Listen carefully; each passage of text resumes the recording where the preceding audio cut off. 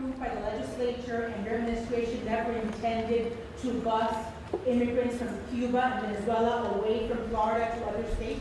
So it doesn't apply to refugees, and I think Jeanette was talking about refugees, and they were trying. It does not. It applies to people illegally crossing the southern border who want to come to Florida or come to Florida, or even if they, because a lot of them say they want to, and if they're here illegally, then that's a much different thing than being a refugee. So it does not apply to refugees. But I'll tell you, when we got that money, what happened?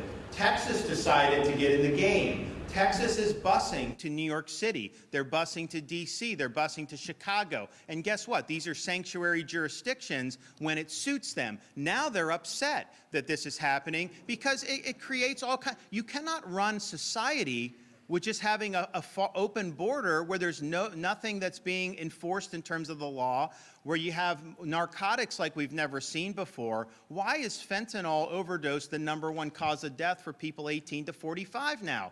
It's because the supply has exploded, and yes, China's making it, no question, but they're bringing it through the southern border. And so you see that, and you think, why would you not want to change course there? Why would you not send the signal, you know what? Having a border be overrun is not what a sovereign country does. And there may be some people that show up there that do have bona fide asylum claims, but 99% do not. And we know that they don't, and yet Biden is basically opening it. So there's a huge difference between those two things, and I know they know that, but they're trying to conflate. But I think they're honestly hurting any argument when you try to conflate somebody who fled communism here to say somebody who's coming. You know who's having a field day? These drug cartels are having an absolute field day with what's going on in that border. So the goal of this is by bringing the problem, and I've been down to the southern border, those towns, and those are all very blue-collar, hardworking communities. They had always been Democrats, not anymore because of what's going on, because you just have people storming, and they can't keep up with it. They're just overwhelmed. When that then starts to impact these other jurisdictions, well, they don't like it very much. So the goal, I think, with what the governor's doing in Texas, what we would do, with ours is just cause a change of policy. Say, okay, we are going to go back to remain in Mexico. We're going to go back to having these agreements. We're not going to let the border be overrun. And we had that in effect prior to Biden taking office. I mean, this is not rocket science in terms of what we need to do here.